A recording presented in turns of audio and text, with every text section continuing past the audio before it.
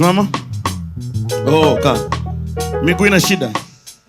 Kaa, haya. Toa hiyo. Toa viatu na sketi yako. No, wala usipate shida. Mungu niliye naye hajitetei.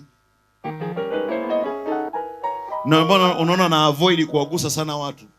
Kwa sababu ukiwagusa sana watu, watasema hamna, nilikuwa nawagusa. Nataka tu uone. Naweza nitamke neno limfikie mtu. Mama, mama mwenye mgongo. Una muda gani mgongo wako haufanyi kazi? Msumbua pamoja na moyo. Moyo ni kwa sababu ya wivu, tuache pembeni kwa sababu ukipona wivu utapona na moyo. Nina matatizo mengi sana baba. Matatizo mengine nayajua, tuponye kwanza la moyo wako, sawa? Amin. Tuponye kwanza la mgongo. Una miaka mingapi? Mwaka wa 4. Una miaka 4. Ila moyo ni mwaka wa 10. Wivu. Na kuongea hapa siriziki huko ndani. Nipatie hiyo simu hapa. Umzoe mme wako. Ukijua mme wako anaitwa usinipite sketi, endelea naye hivyo hivyo. Si unajua kuna wimbo unaitwa nipite mokozi. Sasa mme wako anaitwa usinipite sketi. We mgongo, ninakuamuru kuanzia sasa. Egemea kiti mama. Egemea kiti. Kiti pamoja na huyo mtu aliyoko juu. Wewe mgongo, ninakuamuru kuanzia sasa.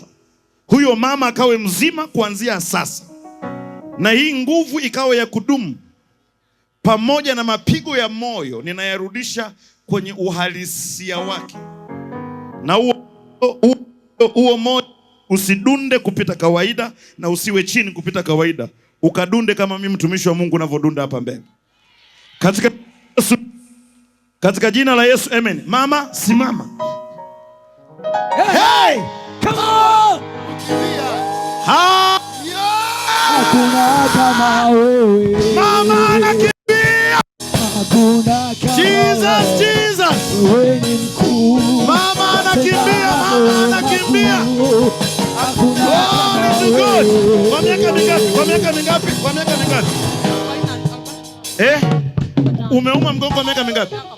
Miaka 10 mgongo na kuuma. Moyo miaka 10 ila mgongo miaka 4. Mgongo miaka 4. Hai. Mambo yote yaliyokufa kwako miaka 4 iliyopita. Come on. Nguvu iliyomnyanyua yule inama. Unamwona anainama. Ninairudisha hiyo nguvu kwako kwa jina la Yesu. Kwa jina la Yesu.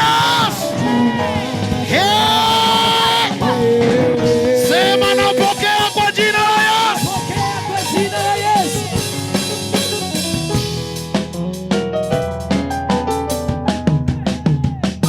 We are serving the living God. Yes. Acha niongee Kiingereza kidogo. We are double the poroism and the eater. Huyo Mungu asiyekufa. Yeye ni roho, hajawahi zeeka, hajawahi choka, hajawahi lala, hajawahi sinzia. Hatumii darubini ili aone. Ninatuma malaika kwenye nyumba ya kwako wakutangulie saa hii. Kwa jina la Yesu.